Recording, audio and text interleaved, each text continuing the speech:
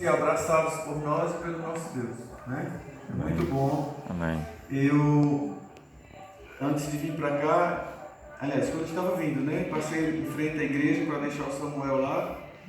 E assim, fiquei muito alegre, vem chegando muita gente na igreja, né? Vem chegando assim um grupo de pessoas, mais pessoas chegando, já tem um bocado de gente na igreja. E isso é bom, a gente ver as pessoas sedentas pela palavra de Deus, né? A gente fica feliz com isso. Porque o mundo anda tão vaidoso, né? As pessoas estão tão esquecidas de Deus. E quando a gente vê que ainda existem pessoas que se interessam de ouvir a palavra de Deus, isso é muito bom, né? Por isso que o mundo ainda não foi destruído, né? Porque ainda existem pessoas que querem, né? Desejam a palavra. Queridos, ontem nós estudamos sobre o nascimento de Jesus e os preparos do próprio Deus para a nossa salvação, né? Não foi nem os preparos de Maria para receber o filho, né? Depois de que ela estava grávida, não foi nem isso, mas o preparo do próprio Deus para usar aquela mulher para ter o filho unigênito de Deus. E vimos a glória de Jesus, né? Com a glória do unigênito do Pai, foi o verso que nós vimos ontem. E a gente aprendeu assim como Deus prepara todas as coisas antes que ela aconteça, tudo por amor a nós. Entendemos também que Deus, Ele nos ama tanto, que mesmo antes que nós tivéssemos nascido, Ele já tinha preparado a nossa salvação. E isso é maravilhoso. O que é que muda então na vida? Por que pessoas se perdem? Se Deus, antes de nascer, antes das pessoas nascerem, Deus já estava preparando a salvação dela. Mas por que pessoas se perdem? Que não aceitam, né? Colocam as suas próprias vontades, seus próprios desejos no lugar da vontade e do desejo de Deus. E por isso que a salvação ela não flui na vida de muitas pessoas. E hoje eu falei ontem que hoje nós iríamos estudar sobre esse verso que está em Mateus capítulo 18, versículo 20. Se os irmãos quiserem ir se preparando aí já para abrir a Bíblia, podem abrir. Mateus capítulo 18, versículo 20. Que é um verso pequeno, mas que tem um grande significado. Aliás, a maioria dos versos bíblicos, comparado à Bíblia inteira, um verso é um nada, né? Um verso é um nada. E na maioria deles tem grande significado, que pode mudar o curso da vida do ser humano. Mateus capítulo 18, versículo 20. São versos que, esse verso é um verso muito profundo e parece ser tão simples, né, por ser tão pequeno. Mas a profundidade desse verso nós vamos entender hoje, ao desenvolver do sermão. Nós vamos entender a importância, né, de ter Jesus presente na vida de uma pessoa. Quanto é importante. Mateus, capítulo 18, versículo 20. Todos encontraram? Mateus 18, 20. Diz o seguinte, o verso. Encontrou não, Sheila? Aí? Mateus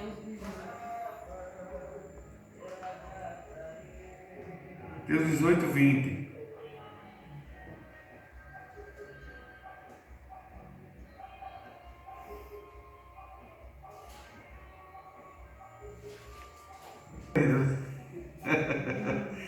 Nós vamos só reler agora e meditar nele, né, dona Zezé? Porque, gente, olha, a gente lê a Bíblia é algo extraordinário, mas quando você para em um versículo, você lê a história todinha, mas se você for meditar em cada detalhe, o que a Bíblia está querendo dizer ali, e a gente desenvolve uma maneira de meditar na palavra de Deus impressionante. Você vê o que Deus está querendo dizer em cada palavra, em cada verso que Ele falou aqui na palavra, né? Encontrou, Sheila, agora? Pronto, então vamos ler o versículo 20.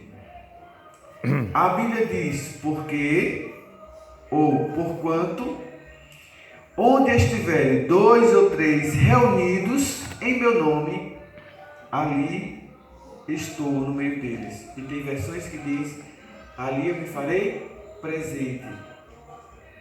Queridos irmãos, quando a gente se une ou se reúne com 2 ou 3 pessoas que a gente está conversando ali, a gente tem várias escolhas a fazer. Várias escolhas a fazer. Eu vou começar por isso aqui agora, certo? Primeira escolha que nós podemos fazer. Nós podemos inventar um papo ali no nosso meio, uma conversa que não vai ajudar ninguém em nada. Nós podemos, é chamar de conversa inútil, né? Conversa inútil. Nós podemos escolher conversar e esculachar com a vida de alguém, arrasar com a vida de um ser humano. É chamada conversa prejudicial, que traz prejuízos, tanto para quem não está presente, como para aqueles que estão presentes. É quando a gente consegue convidar o inimigo de Deus para estar ali no nosso meio. Ou quando a gente começa a conversar coisas que não edifica a vida espiritual, que não edifica a sua vida em nada, muito pelo contrário, destrói a sua vida. Você convida o inimigo para estar presente no meio de vocês. Quando nós escolhemos conversas desse tipo. A outra posição que nós podemos ter é a posição que Jesus falou aqui. Convidar Jesus para estar no meio da conversa. Convidar Jesus como convidado de honra a estar no meio do grupo. 2 ou 3, 4 ou 5, ou 10, ou 20, ou 100 pessoas, não importa a quantidade. Jesus quis dizer o seguinte: não importa a quantidade, me chamou, eu estou no meio deles. E como é que a gente chama Jesus para estar no nosso meio? Geralmente através de uma oração. Mas se você orar e não colocar a sua cabeça em um pensamento ligado a Deus e dirigir uma conversa que esteja ligada a Deus, você orou, perdeu o trabalho. É por isso que agora eu vou convidar os irmãos para fazermos uma oração, para que Deus mais uma vez se faça presente em nosso meio. A irmã Desi já orou, pediu a unção do Espírito Santo, tanto para mim como pregador, e muito obrigado, minha irmã, como também sobre toda a igreja. E quero dizer uma coisa para vocês, queridos: como Deus leva a sério os projetos da igreja dele. Deus leva tão a sério que a serva do Senhor, se não me engano, ela é o livro Ciência do Bom Viver, ela fala que quando a liderança da igreja toma uma decisão, que essa decisão é aprovada por Deus, os anjos abraçam a causa. E ela diz: aqueles que não abraçam a causa serão achados em falta. Por exemplo, a liderança dessa igreja tomou posição de que o culto começaria às 7h30 da noite. A serva do Senhor disse que 7h30 da noite os anjos de Deus estão aqui. Se não tiver ninguém, se a própria liderança que marcou o culto para 7h30 não estiver aqui, os anjos de Deus estão. Porque Deus leva a sério os projetos da igreja dele. É nessa terra aqui, ela diz que é onde Deus está com os olhos direcionados, é para a igreja dele. Então todos os projetos que a igreja tem, que são aprovados por Deus, Deus leva muito a sério. E quando a irmã Desi orou aqui, ela veio aqui à frente, e que ela orou, pediu a Deus que me usasse, e pedisse a Deus que estivesse no nosso meio, pode ter convicção plena. Enquanto o nosso coração permitir que Ele habite, Ele vai estar. Pode ter certeza. Isso é uma certeza plena, porque Deus leva a sério daquilo que nós conversamos com Ele, os projetos da igreja dele. E agora nós vamos fechar os nossos olhos, ficar em reverência e pedir mais uma vez a presença de Deus para que nós possamos meditar e compreender e que Ele se faça realmente presente no nosso meio. E nós vamos ver quão importante é Deus estar no nosso meio. Oremos. Bondoso Pai, compreendendo a Tua palavra, Senhor, nesse momento nós queremos te fazer um pedido especial mais uma vez.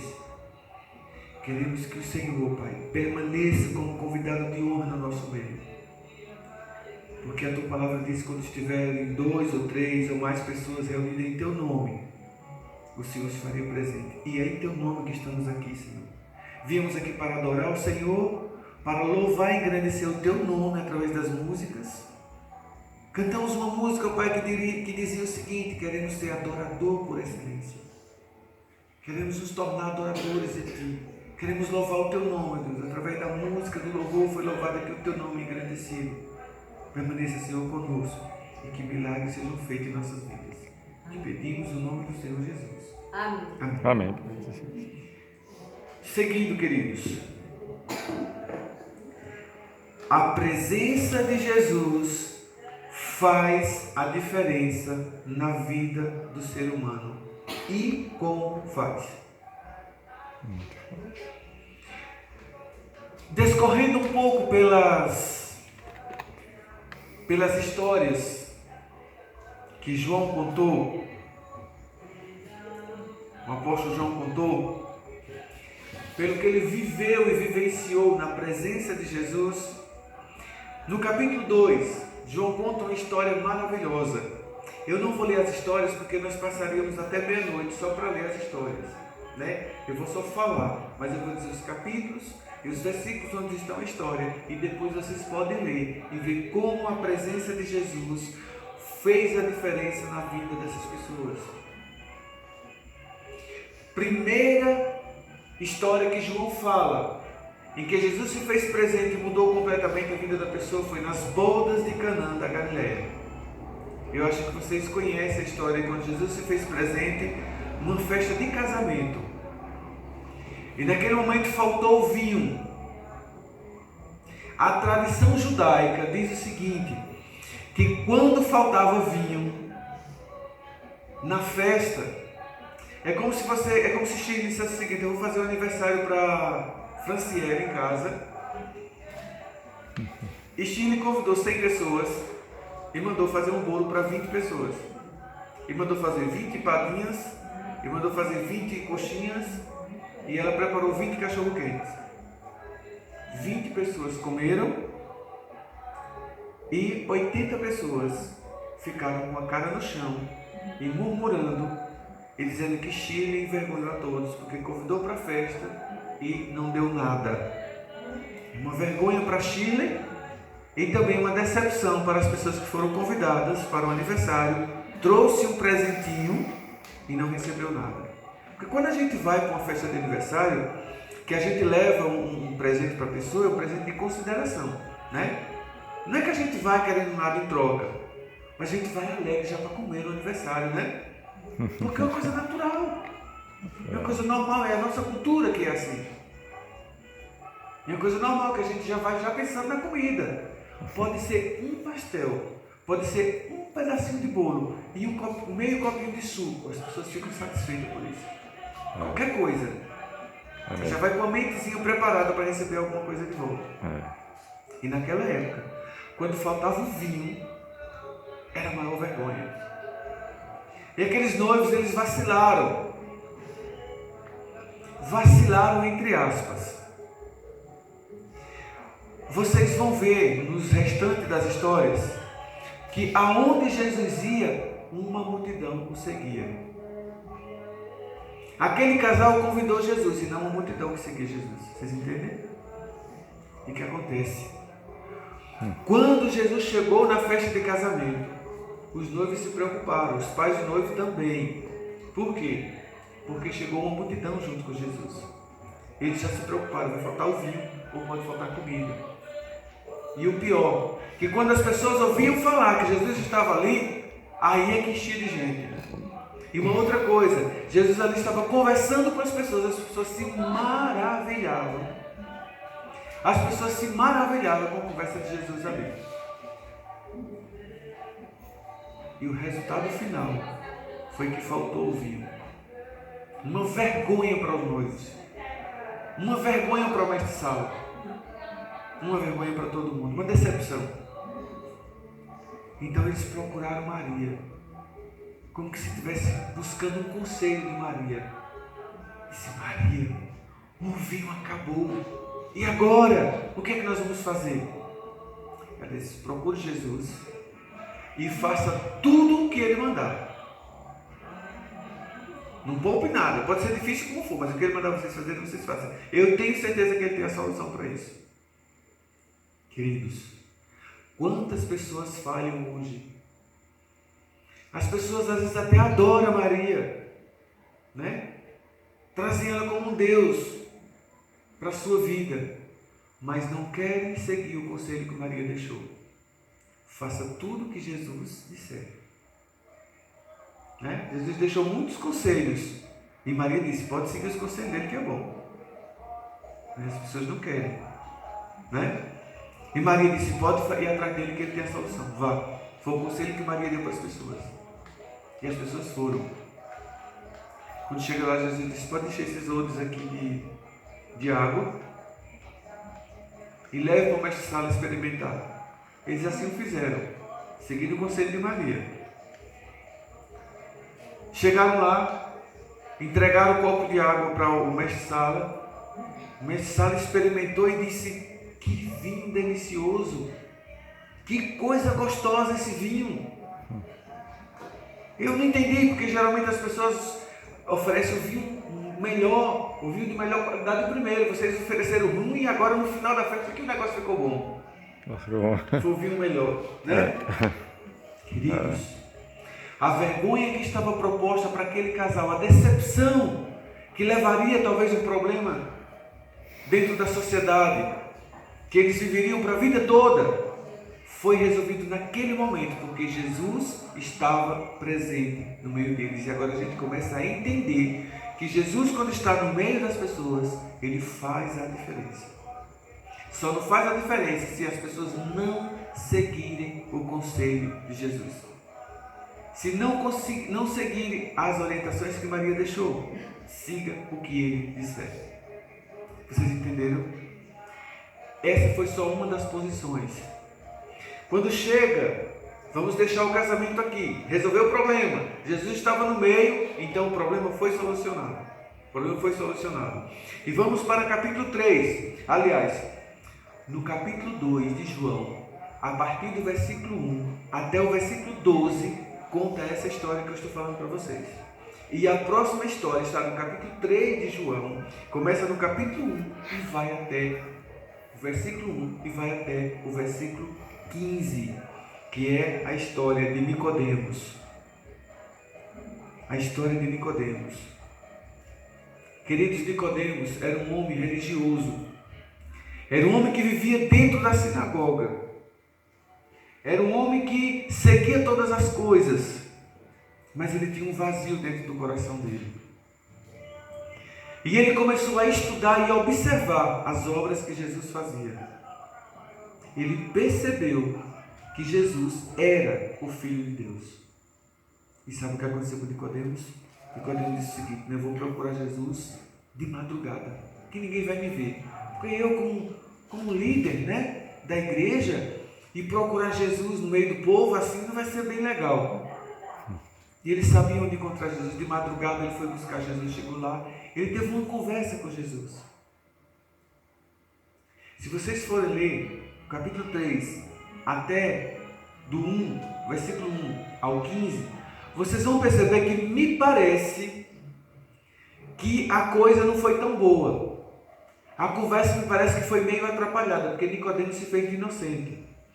Mas Jesus disse uma coisa que ficou guardada no coração de Nicodemos. Nicodemos foi embora.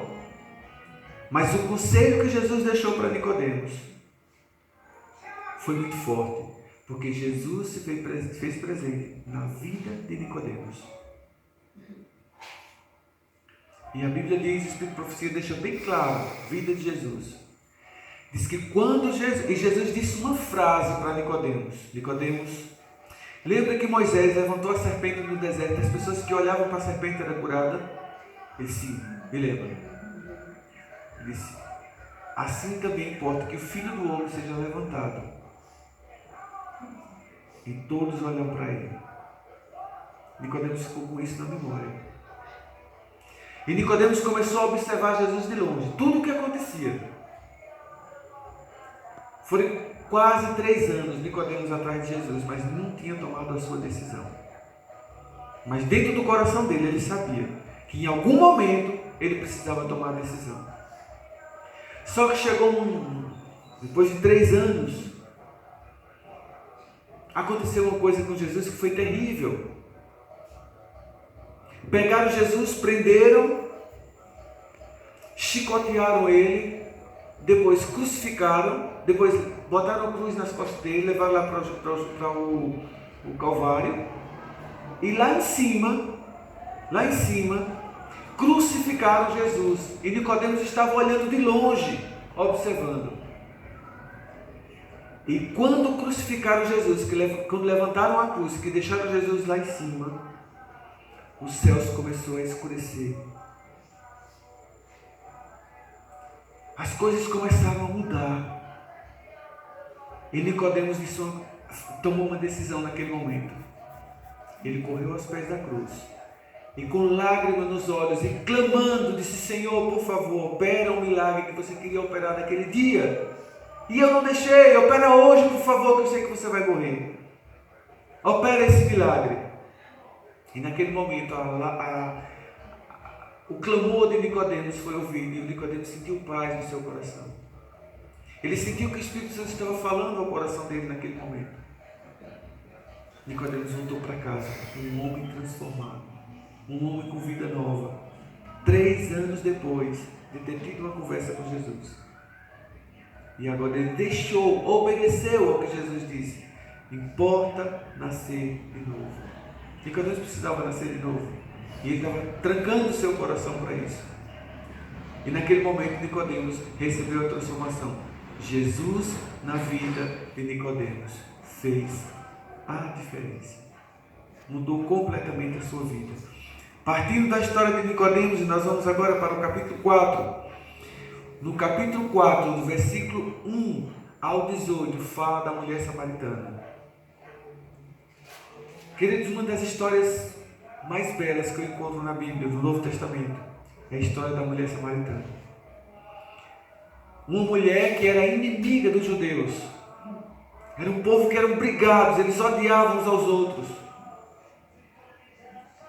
E aquela mulher tinha ouvido a história de Jesus. E quando ela teve contato com Jesus, com a conversa que ela teve com Jesus, ela percebeu na hora que Jesus era o Messias. Ela voltou para a cidade, era uma prostituta, viu? Era uma prostituta, ela voltou para a cidade e chegou lá, disse a todos os homens ali, a todas as pessoas: eu encontrei o Filho de Deus, encontrei Jesus, estava no poço. Trouxe uma multidão de pessoas. Muitas pessoas se encontraram com Jesus através da história dessa mulher, do testemunho dela. E ela foi bem clara. Ela disse: esse homem me disse, sem saber da minha história. Ele me disse tudo que eu tenho feito, todos os meus erros. Inclusive me disse que o marido que eu estou casado agora nem é meu. Ela não teve vergonha não de dizer. Ela disse mesmo. Disse para todo mundo ficou curioso para saber quem era esse homem. E foram lá ver quem era Jesus.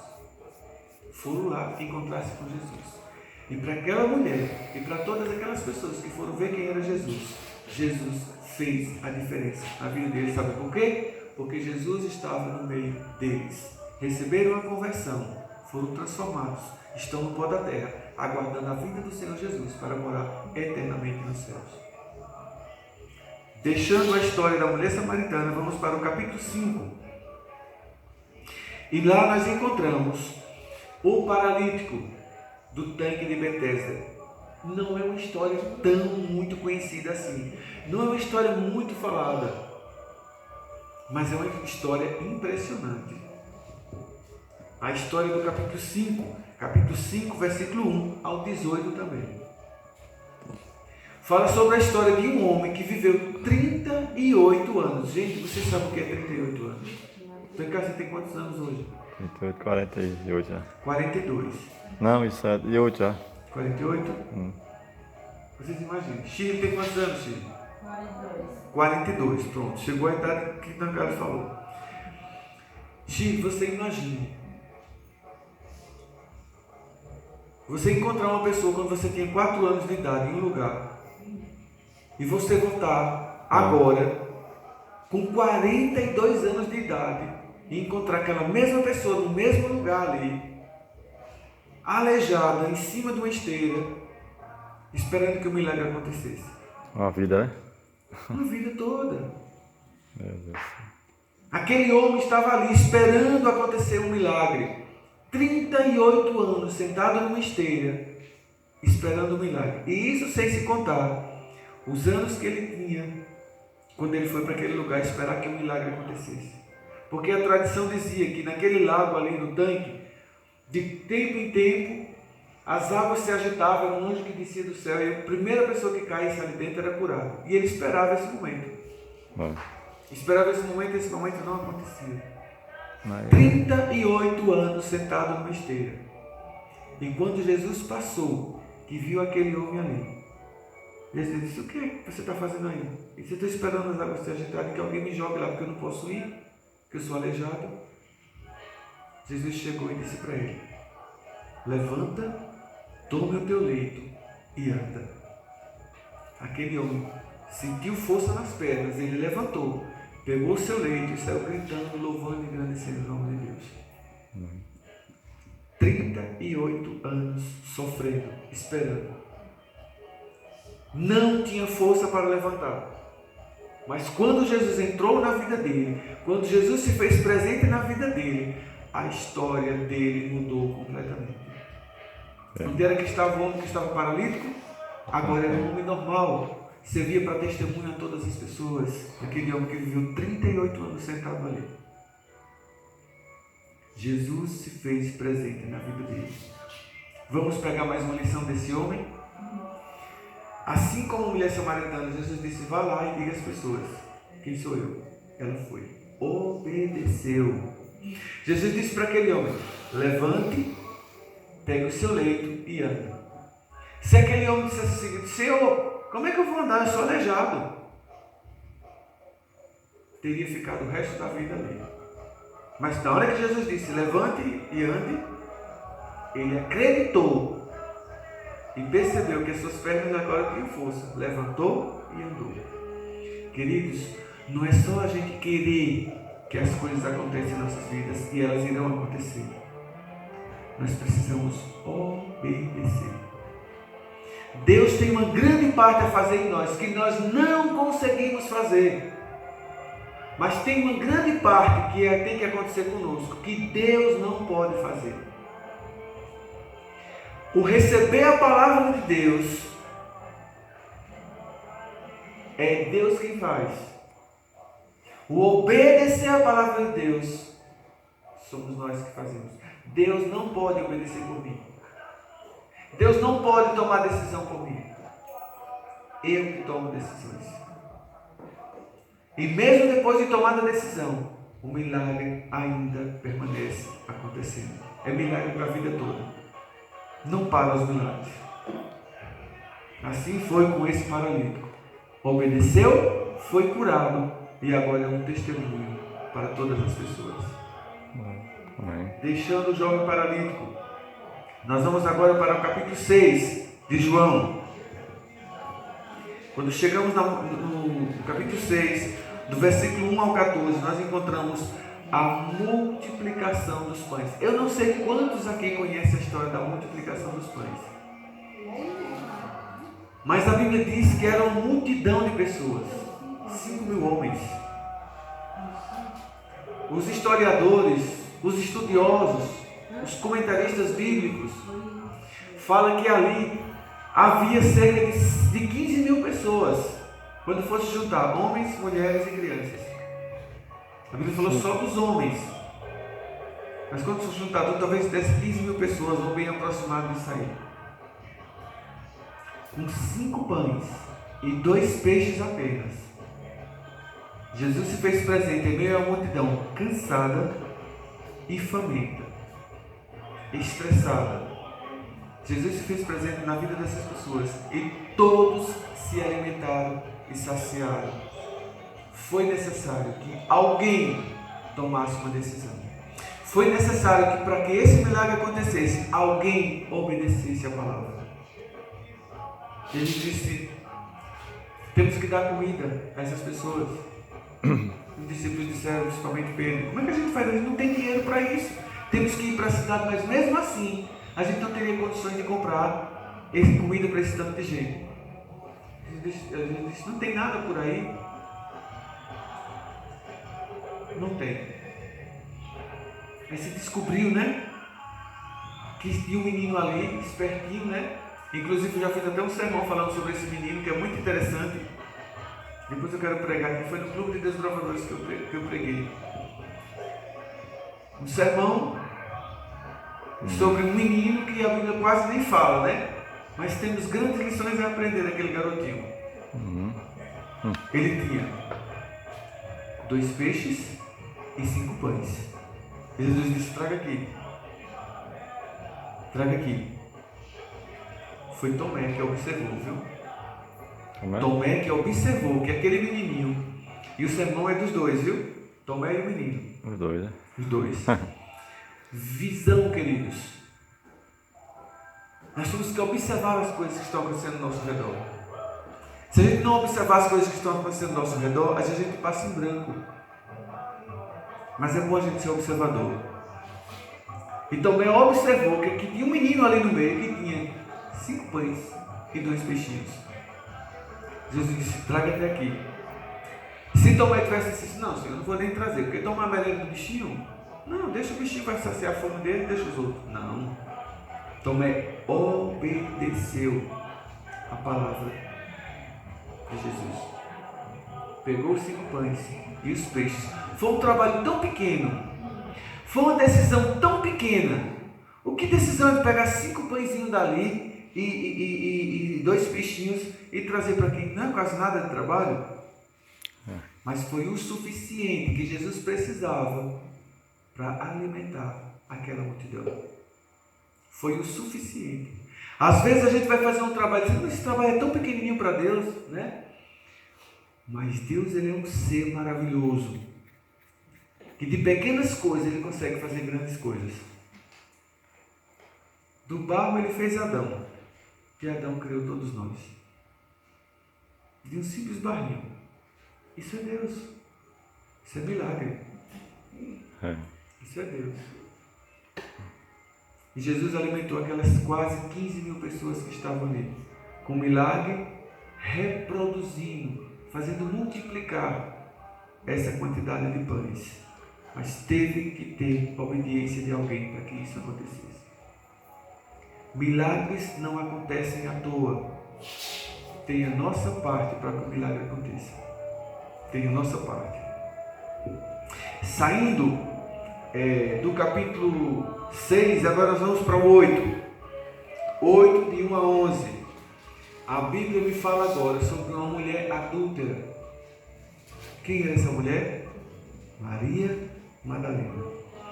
Maria Madalena, ela era uma pessoa muito amada pelo seu irmão Lázaro, pela sua irmã Marta, amada por Jesus. A Bíblia deixa bem claro que essa família, a família de Maria Madalena, era uma família que Jesus gostava de visitar essa família, gostava de passar o final de semana lá, gostava de vez em quando de fazer uma visitazinha, comer alguma coisa ali. Em um certo momento, Maria Madalena se afastou-se de Jesus. Se afastou-se completamente. Foi viver uma vida promíscua de adultério. Uma vida promíscua de prostituição. E a Bíblia diz que pelo menos 7 vezes, vocês imaginem, viu? O Espírito de Profecia diz que pelo menos 7 vezes Jesus chegou sobre Maria e perdoou os pecados dela, tirou o demônio da vida dela, e ela voltava a cair novamente. Voltava a cair novamente. Só que naquele momento, era um momento chave para Maria Madalena. Nesse momento aqui da história, do capítulo 8, versículo de 1 a 11, era um momento chave para Maria Madalena. Sabe por que era um momento chave? Porque era nesse momento que Maria Madalena foi pega em flagrante adultério. E as mulheres que eram pegas no flagrante, a lei de Moisés dizia que essas mulheres tinham que ser apedrejadas no meio do povo, para que não houvesse mal no meio do povo. Vocês podem ver lá no livro de Levítico. Ela tinha que ser apedrejada, para que o mal não se multiplicasse no meio do povo, para que servisse de exemplo. E aqueles homens, eles trouxeram Maria Madalena, mas meio que para condenar Jesus. ele tinha dois caminhos para condenar Jesus. O primeiro era o seguinte: eles trouxeram a mulher para Jesus e disseram o seguinte: não, ela não vai ser apedrejada não, solte ela. Os homens condenariam Jesus dizendo que Jesus estava transgredindo a lei de Moisés. E se Jesus dissesse assim, apedreja, ele dizia, aí é o bonzinho, né? E é o santo. Perdoou todo mundo, mas uma mulher só porque foi pego no flagrante adultério, ele não perdoou, mandou matar. Ele estava num caminho que não tinha saída aparentemente. Mas, como o versículo diz aqui, que Jesus se fazendo presente muda a história.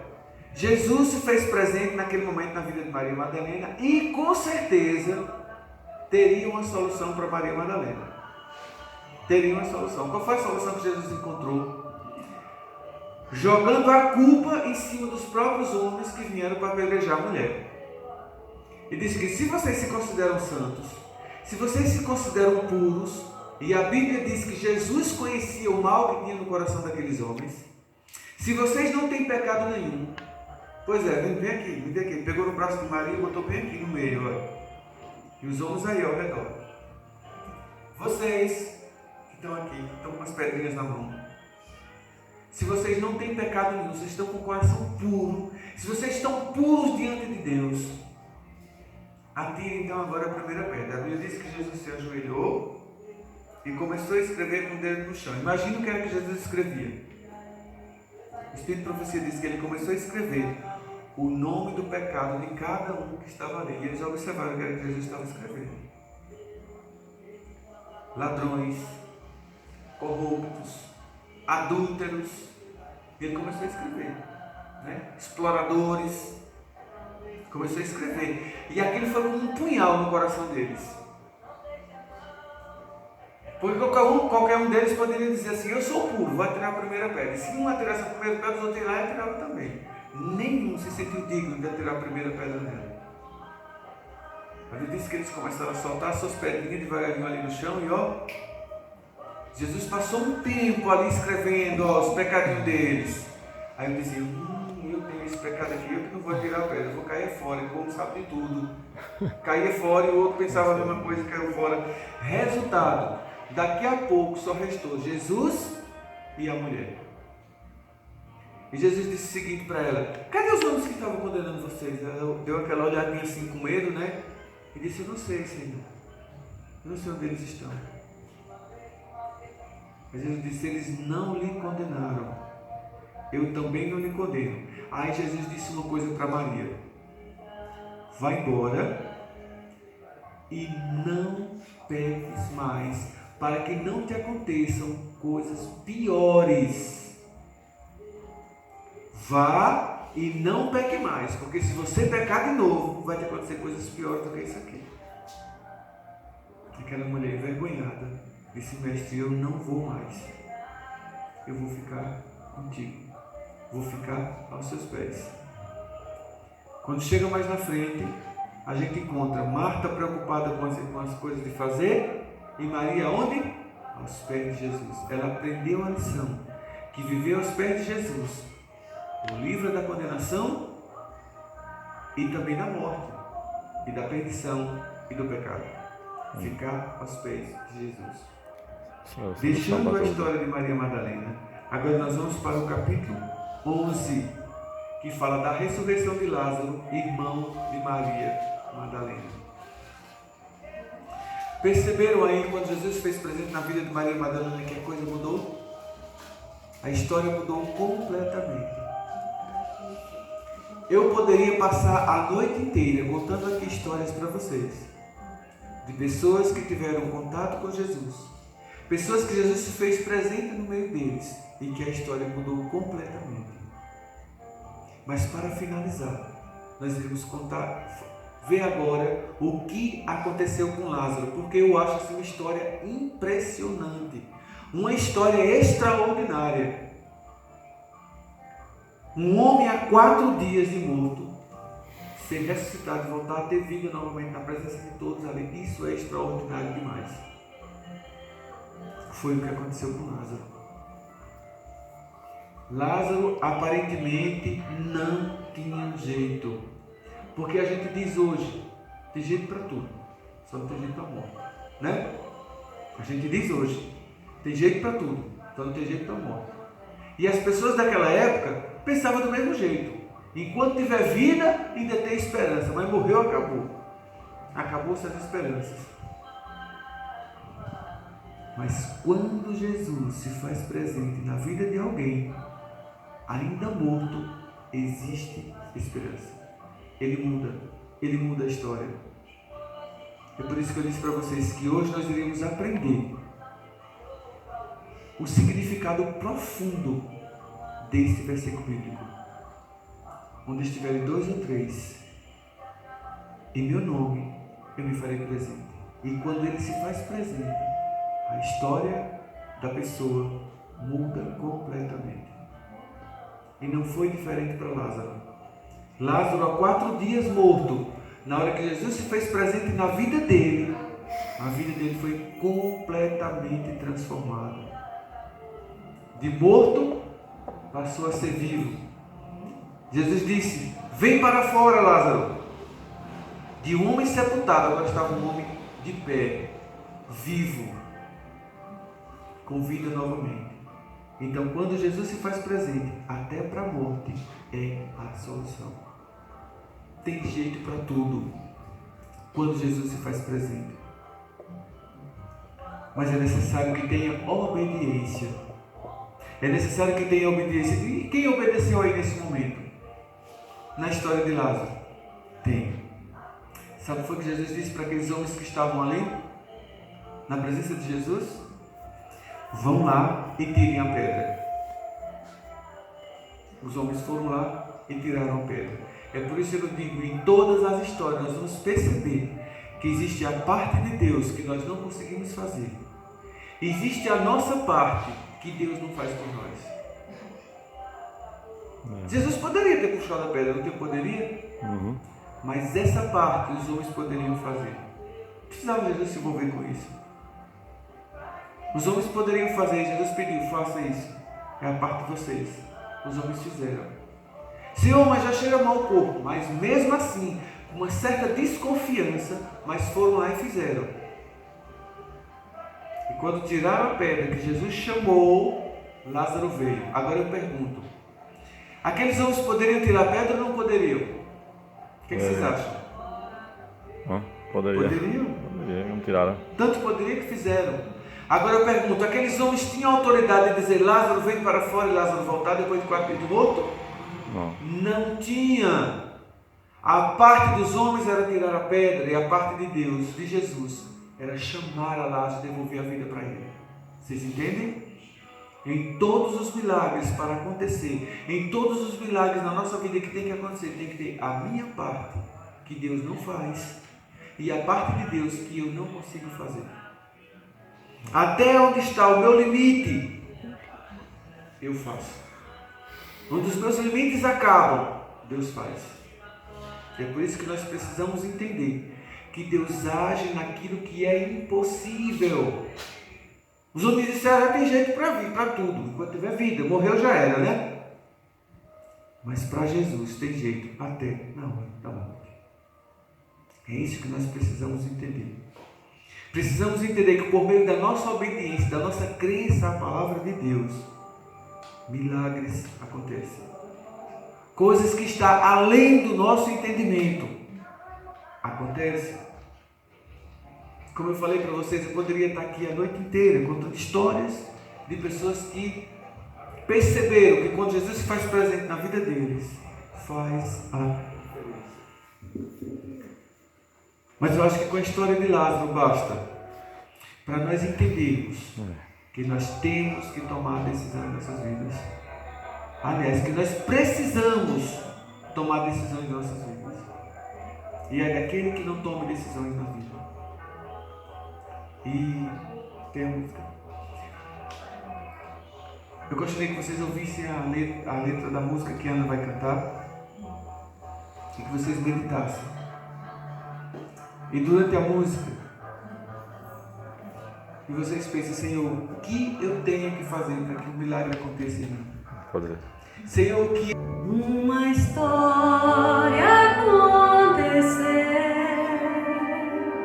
foi há muito tempo atrás, nasceu a esperança, renasceu a paz, o princípio do saber enviado do Senhor, foi ungido pelo céu, sacrifício de amor, selado foi com toda a graça de seu Pai do céu, servo de todos, bom amigo e socorro-me, sentenciado pelo preço da separação, por amor sofreu, aflito o coração.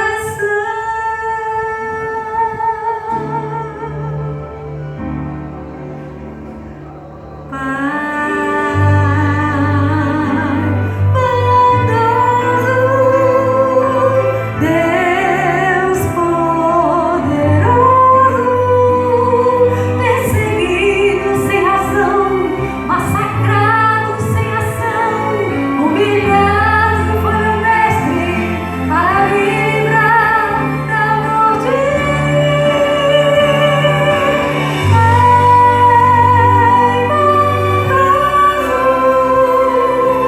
Deus poderoso,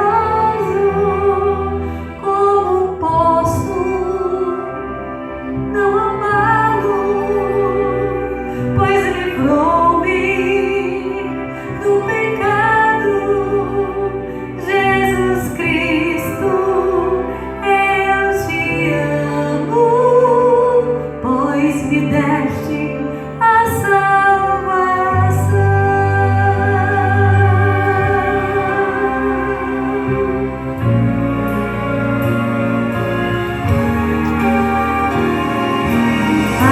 Pai bondoso, Deus poderoso,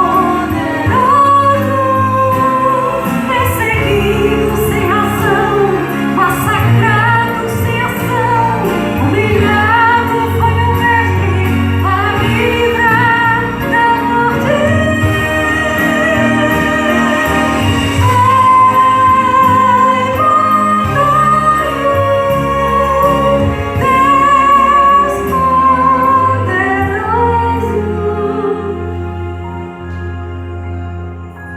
Como posso não amá-lo?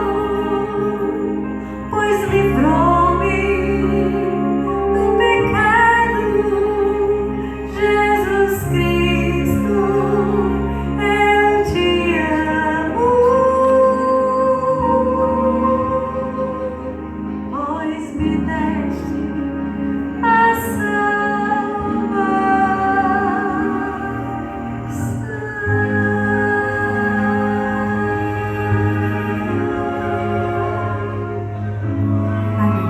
Amém.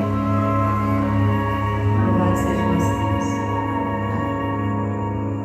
Pai, tudo que tem, Ele dá por herança aos seus filhos, porque Ele é bondoso e Ele é poderoso nos seus feitos. E quando Ele se faz presente, a diferença acontece. Portanto, vamos convidar Deus para se fazer presente em nossas vidas e vamos atender ao pedido dEle. As coisas irão acontecer. Amém? Amém. Vamos ficar todos de pé e vamos orar.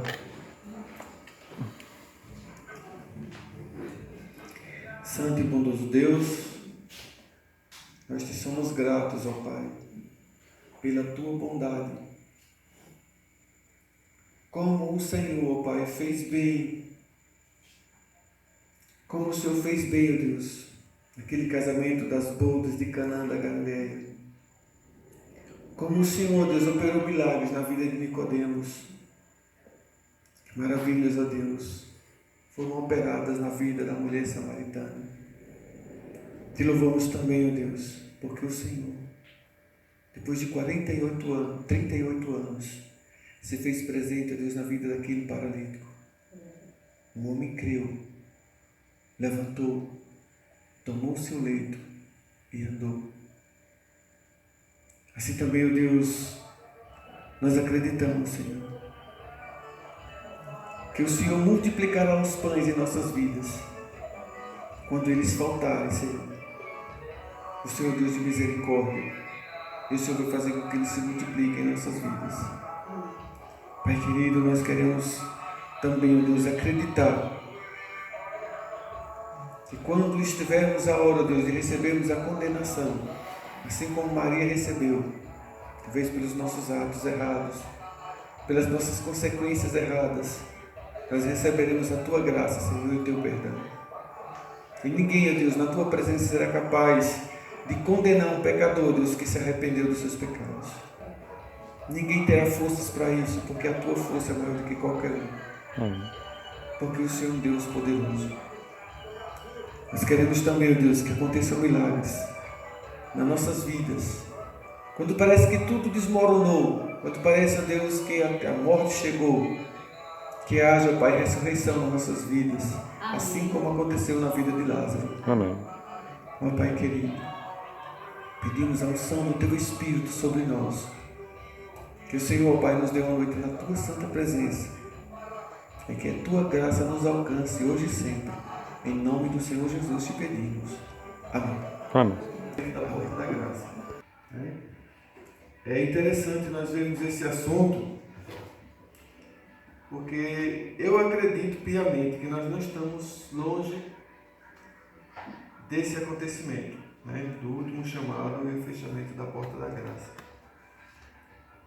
E nós vamos abrir o texto básico em Mateus capítulo 24.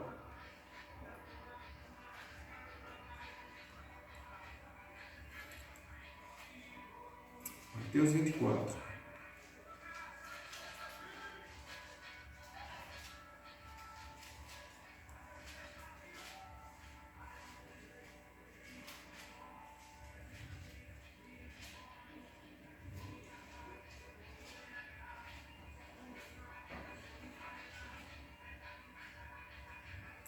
Todos encontraram?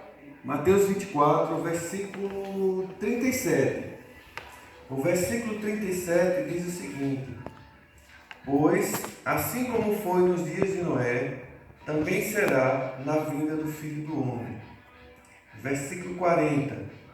Então, 2 estarão no campo, um será tomado e deixado o outro. Versículo 41.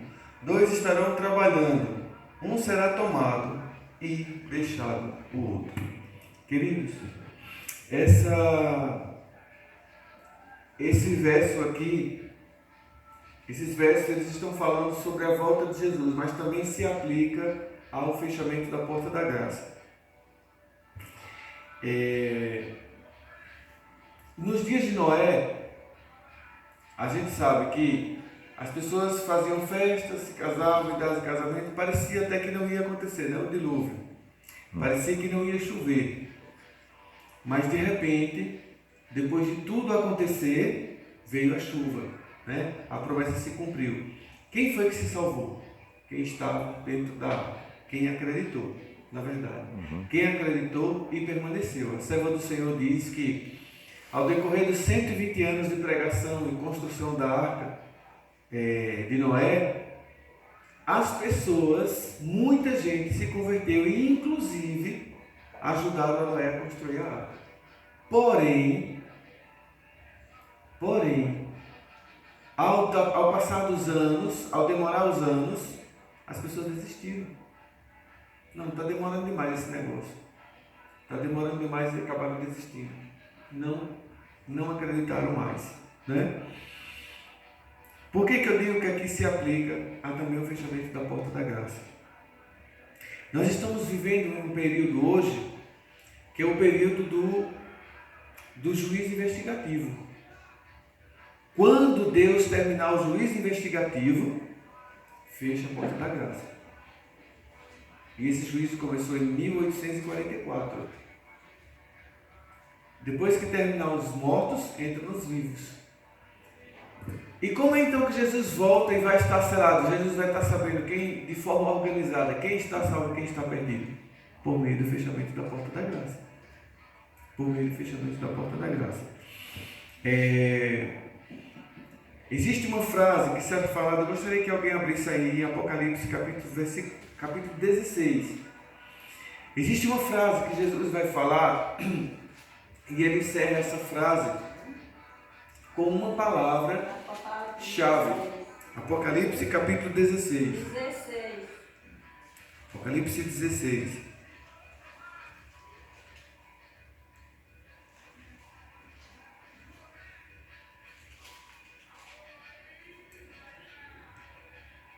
Apocalipse capítulo 16, versículo 17.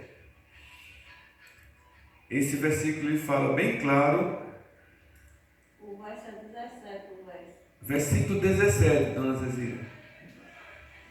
Capítulo 16, versículo 17. Alguém quer ler para mim?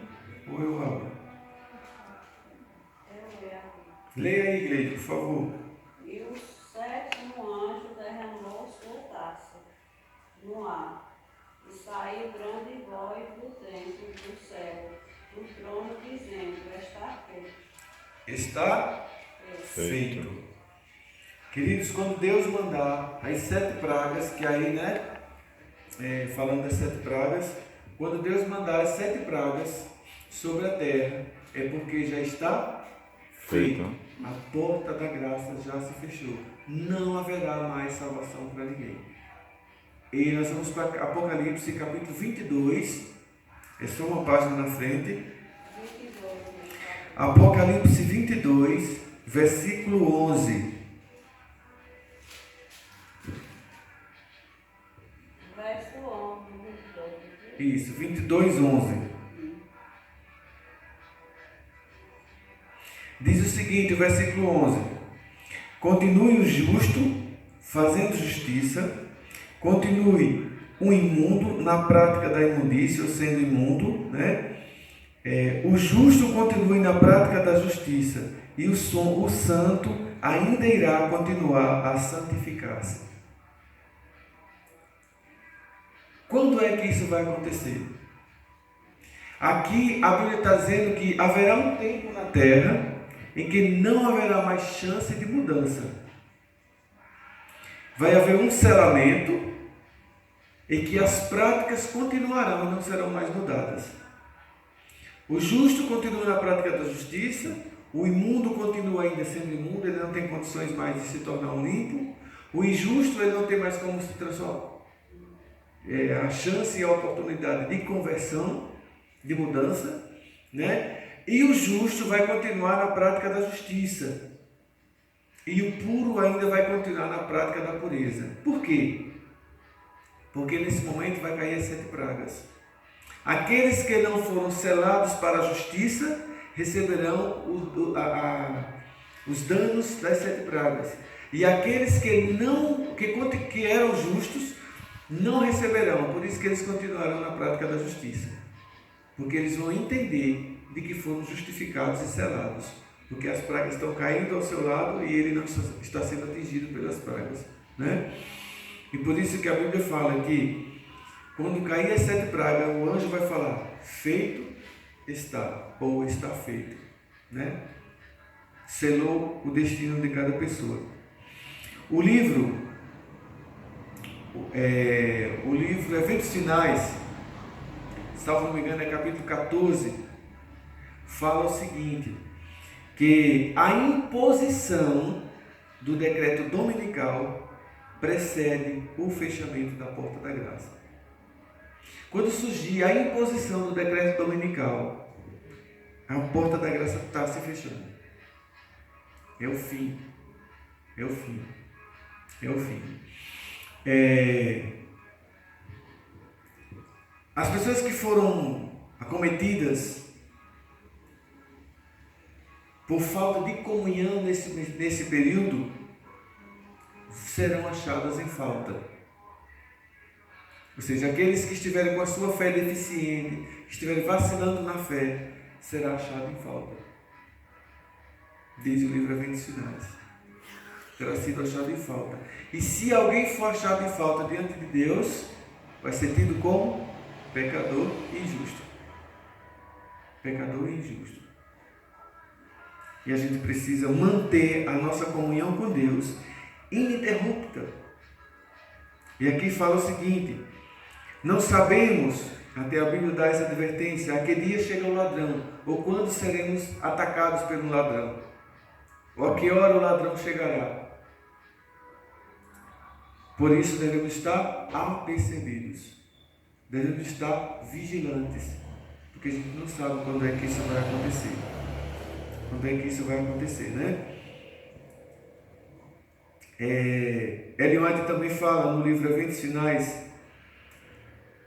salvo não me engano, no capítulo 12, ela fala o seguinte, que aquela frase que foi falada ao filho de Nabucodonosor: pesado foste na balança e achado em falta. Ela diz que a mesma frase será aplicada àqueles que estão dentro da igreja e que não estão com a vida em conserto com Deus. Deus falará: pesado foste na balança e achado em falta. No período do selamento, a serva do Senhor também, do grande conflito, e no livro Eventos Finais ela fala que todos os seres humanos existentes nessa terra, nesse período, receberão um chamado especial. Receberão uma sacudidura. Vai ser aquele dia duro, aquele dia que a pessoa vai ser sacudida.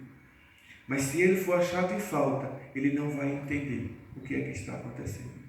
Somente os justos entenderão que Deus está fazendo um chamado para eles. E naquele dia, eles vão se dobrar os joelhos, de forma talvez como nunca fizeram, e vão se converter com seu coração puro diante de Deus. Não serão achados em falta, receberão o selamento. A serva do Senhor também fala que nos tempos de Ló, o povo da cidade de Sodoma e da cidade de Gomorra foram achados em falta, mesmo recebendo as advertências dos anjos de Deus que vieram, foram achados em falta e foram condenados, né? Ela fala também que nos tempos de Noé, na época do dilúvio, Deus chamou através da fala de Noé, convidando aquelas pessoas. Mas no dia que a porta da arca se fechou, todos eles foram achados em falta e foram condenados. Eu acho interessante isso. Interessante. Aí a serva do Senhor fala o seguinte, que Satanás deduz que o fim do tempo da graça chegou. E aí ele vai introduzir na mente dos que foram achados em falta, daqueles que não foram selados para Deus, introduz a ira, a raiva, e eles vão atacar de forma mais severa, porque a perseguição já havia começado desde o decreto dominical, de forma mais severa, a ponto de querer matá-los e destruí-los a todos. Ela fala sobre isso. A perseguição será severa, e o tempo de angústia será como o tempo da angústia de Jacó. Sabe por que vai ser como o tempo da angústia de Jacó? Porque a questão é a seguinte: os justos estão selados, mas eles não sentem nada. As pragas estão caindo ao lado deles e eles não estão sendo atingidos. Eles acreditam que foram salvos, mas eles não vão sentir nada, conforto nenhum. Eles não vão sentir nada diferente. Eles não vão sentir segurança nenhuma, porque a perseguição está severa, o decreto de morte está aí, e eles não têm paz. Estão em angústia e aflição, como nunca houve. Sabe por que vai acontecer isso? Porque hoje nós somos consolados pelo poder do Espírito Santo. Mas a Bíblia diz que quando os justos forem selados, o Espírito Santo será retirado da terra. Não haverá hoste sagrada nenhuma mais aqui. Todos eles vão ser recolhidos para se prepararem para vir buscar os justos e para o dia da ressurreição, para o último dia. E aí, queridos irmãos, Ellen White fala, são 3 capítulos falando sobre isso. No livro Eventos Finais. No livro Grande Conflito também ela fala muito. Que é quando essas coisas começarem a acontecer, a perseguição, quando vê que a coisa está difícil, ela diz que os justos deverão sair das grandes cidades e ir para as pequenas cidades. Depois ela diz que não será seguro ficar nas pequenas cidades, deverão ir para as vilas, pequenas vilas como Boa Vista, Entroncamento e lugares assim. Depois ela diz que nem nas vilas eles estarão seguros, deverão ir para o campo e para as cavernas. E aí ela fala que todos os adventistas do 7º dia devem ter o seu cantinho recolhido, devem ter a sua roça, o seu pomar, o seu sítiozinho onde possa tirar dali o seu sustento. Porque ela disse que esse tempo será difícil. Esse tempo será difícil, será como a angústia de Jacó. Será como a angústia de Jacó. E ao saírem para as pequenas, para as cavernas, né, e para as suas roças, para o campo, ela disse que ali eles estarão mais livres. Porém, ela disse que ele não pode ir nem longe demais das cidades e nem tão perto. Nem tão perto. Porque em algum momento eles vão precisar vir à cidade. Em algum momento eles vão precisar vir aos povoados e às vilas para fazer alguma coisa. E ela diz o seguinte: aqueles que puderem morar no campo, que seja bem antes, ela também diz que não façam não muito longe da cidade, porque eles vão ter que voltar para a cidade para pregar o Evangelho. Depois volta para se recolher por conta da perseguição. E ela fala que quando o decreto dominical surgir, que será proibida a pregação do Evangelho, ela diz que as crianças não serão proibidas de pregar o Evangelho. E as crianças e os comportores é que vão finalizar a obra de Deus. Primeiro os comportores e depois as crianças finalizarão a obra de Deus. Uma coisa que eu acho interessante também é que ela fala o seguinte, que muitas pessoas comprarão livros das mãos dos comportores, os livros estarão lá na estante. E ela diz que antes do fechamento da Porta da Graça, que era o último chamado, o livro O Grande Conflito vai tremer nas prateleiras, porque ali estava toda a verdade contida e eles não quiseram conhecer. O livro vai tremer. Ele diz que muitos escondidos nos seus birôs, balcões, nos seus armários, eles vão tremer lá dentro. E eles vão perceber que alguma coisa de errado está acontecendo, ou alguma coisa de extraordinária está acontecendo. Ela fala o seguinte mais, que haverá uma grande angústia também no coração dos ímpios, porque não haverá mais oração intercessora por eles. Eu não sei por quantas pessoas vocês oram, mas eu tenho uma grande quantidade de pessoas que eu oro pessoalmente e outras a gente ora por geral, né? Mas quando fechar-se a Porta da Graça, diz que não haverá mais intercessão pelos ímpios. Não haverá mais. Porque os santos vão perceber que não é hora mais de orar por ninguém. Até mesmo que o Espírito Santo não está ali, porque o Espírito Santo é quem nos convida, né? A oração. O Espírito Santo é quem nos convida ao compromisso da oração, do estudo da Bíblia, do testemunho. E esse momento não haverá mais esse convite para testemunhar, para pregar o Evangelho, porque até mesmo não adianta mais, porque a Porta da Graça já se fechou. Não haverá mais,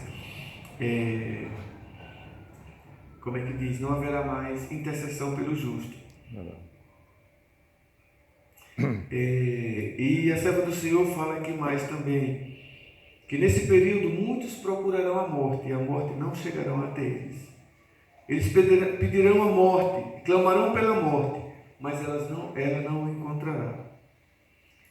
Quanto aos justos, esperam ansiosamente a vinda do Senhor Jesus, fixando-os os seus olhares sempre para o céu, sem se importar com a angústia e dor que estão passando na terra. Com os olhos fixos para o céu, entendendo que está chegando a hora da sua libertação, que está chegando a hora de encontrar-se com seu mestre. Amém. E por fim, liberdade eterna. Aguardam ansiosos o momento em que aparecerá o Filho do Homem nos céus, entre as nuvens, e aguardam alegremente o momento em que ouvirão o chamar e o tocar da última trombeta de Deus, que fará com que os justos ressuscitarem primeiro e serão levados todos juntos para o encontro do Senhor nos ares. A serva do Senhor termina falando essas palavras de justiça e de bondade vindo da parte de Deus. E aqui fala o seguinte, que será um dos maiores, aliás, será o maior evento e o evento mais esperado na terra, a vinda do Senhor Jesus. Mas, de vista aos olhos humanos, será a vista mais impressionante. Pessoas nascendo da terra, como se fosse semente brotando a sua muda. Que coisa interessante. Você vê uma pessoa nascendo da terra como se fosse um milhozinho nascendo, a muda do milho nascendo, né? Ou de qualquer uma outra planta. E ela diz, serão todos levados pelos anjos ao encontro do Senhor nos ares. E ali começa a eternidade. Ali começa o milênio. E ali começa uma vida sem choro, sem planto e sem dor e sem morte. E ela disse que até esse momento, então, a morte ainda não foi vencida.